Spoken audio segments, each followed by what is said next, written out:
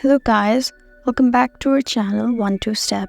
In this video, I'm going to be teaching you guys on how you can uninstall Google Chat.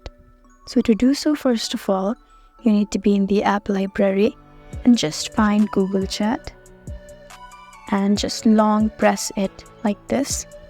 And then you'll see this option, delete app over here, right below share app. So just tap on it. And after you tap on delete, Google Chat will be automatically deleted. So guys, that's how you delete Google Chat using an iPhone.